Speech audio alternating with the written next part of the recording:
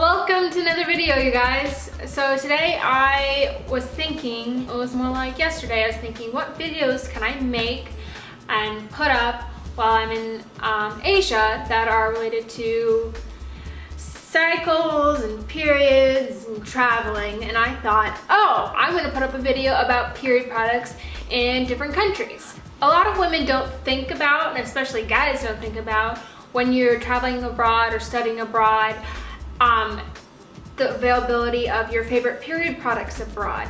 And now this doesn't necessarily affect me because I don't use pads or tampons anymore. I use a menstrual cup, but nonetheless, I remember when I studied abroad in Thailand, I had the wherewithal to look into and research whether there would be tampons available or not. And what I found at the time was that tampons are really, really hard to find. So I ended up bringing along like 4 giant boxes of tampons to get me through it. And because of that, I don't recall looking at the stores and seeing what they had for period products, but I'm going to do that this time. So we're going to take a look into Tokyo and Osaka, Chiang Mai and Bali, and see what I found online of what they had available. And then I'm going to have a follow-up video after I get back of what I actually saw, because I'm really gonna try to go into stores and look for tampons and pads and see what I find, because I'm a big weirdo like that. So I did some research online, just like anyone could do if they were traveling somewhere and curious or worried about what they'd be able to find. And I found some good blog posts, I found some good information, so we're gonna kind of go through it together. So we are starting and ending our trip in Japan. We're flying in and out of Tokyo, and we're also visiting Osaka while we're there. So I took a look into Japan and what they had available for period products, and this is kind of what I found. Tampons with applicators and pads are available in Japan. They said that there was one main company that made the tampons though. Unicharm or Charm is the only company that makes tampons.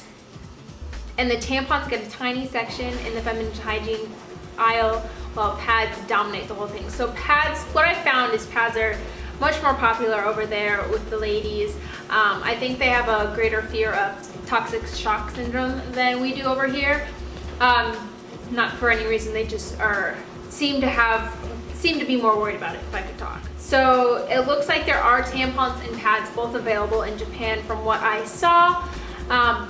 Pads are more widely available though. Next up on our trip is Bali, and I found in my research a hilarious blog post that I'm going to include down below because it's so funny. It's about a gal who was traveling from Tahiti to Bali, and she was expecting her period and she was all prepared for it. She got all the tampons she wanted, her pads and everything, but then her luggage got lost and her period came 7 days early, and she was scouring the island for tampons. She came to the conclusion that pads are really easy to find, big pads and some panty liners and stuff, but it took her days of scouring Bali, and she finally found it in a small shop, just like a couple tiny boxes of Tampax. So it seems to be that tampons are very hard to find in Bali, but I will let you know.